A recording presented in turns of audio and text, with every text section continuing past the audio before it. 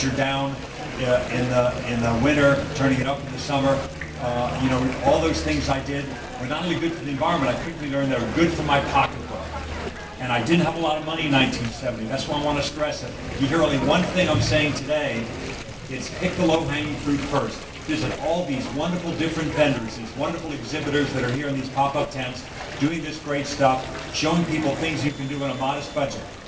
I was a broken, struggling actor in 1970. I couldn't afford solar panels. It took me 20 years to be able to afford stuff like that. But I could afford cheap and easy stuff, and I saved money, and I moved up the ladder. Pretty soon I could afford to buy a rain barrel. I saved some more money. Pretty soon I could afford to buy a solar oven. I saved some more money. Pretty soon I could afford to put insulation in my attic. And all that stuff, and there's so many choices today of what we can do, and I urge everybody to do that, to do all those cheap and easy things today. Even if you don't believe in global warming, what can we do? I think we all can agree that we all want to clean up the air in Los Angeles, we want to lessen our dependence on Mideast oil, and put money in our pockets. Do we all want to do that? Those three things? Well, we can do that. And we can do it with the help of our friends at CLCA. When you save water, you're also saving energy. I hope you know that. One of the biggest consumers of electricity in the state of California is pumping water around. They pump water over the Tehachapi's, over other mountain ranges, and water comes at great cost to many species in many parts of the state, you know?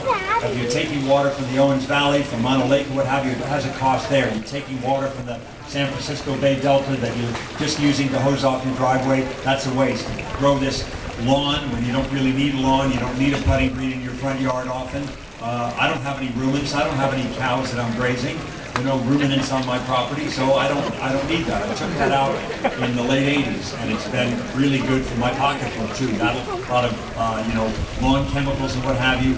So do all this stuff today. There's so much that we can do, and I think the problems are real. When you look at some of the challenges we face, we have problems with air pollution, we have problems with water pollution, we have problems with our lakes and rivers and streams, ozone depletion. You've heard about some of those problems. All those things are real. The big gyre of plastic out in the Pacific.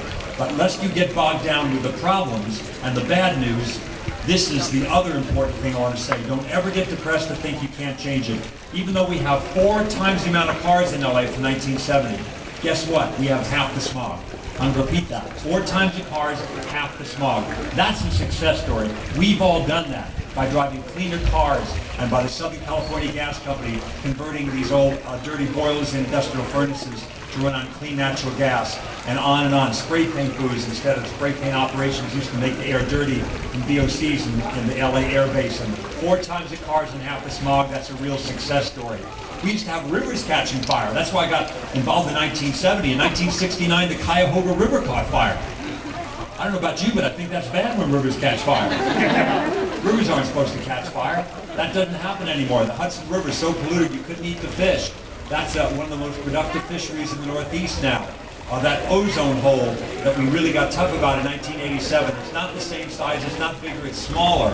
We are having success, folks, and we're having success dealing with the wonderful people you see here. So see each and every booth. Go see those people and use some of the technology that they're talking about. And I promise you, if you do it in the right way in my opinion is exactly the way I did in 1970. Didn't have a lot of money, did the cheap and easy stuff first. Pick the low-hanging fruit first. Do what you can afford today. And as I said, it took me 20 years to be able to afford solar. That's at the top of the hill. And not everybody can, you know, make it to the top. We have a Mount Everest of environmental ills, and not everybody is going to scale to the top of that peak, but get to base camp, get acclimated, and try some of the cheap and easy stuff. And I promise you, you're going to like it. You're going to save dough. And what can you do today? In 1970, there were slim choices, really. Nowadays, you can go to Home Depot, get some weather stripping around your doors and windows. Now you can go and get some, energy-efficient light bulbs anywhere. You can ride your bike with weather and fitness permit. You can take public transportation if it's available near you. Home gardening, home composting, all those things are cheap and easy. So start with the cheap and easy stuff and do that right away. I was told that I have time for a little bit of Q&A. Is there time for that, Dorinda? People have questions, because I don't want to just endlessly yammer away. Because we're going to hear the Yellow Jackets in a few minutes. Anybody want to hear the Yellow Jackets besides me? I would hope so. One of the greatest groups in LA.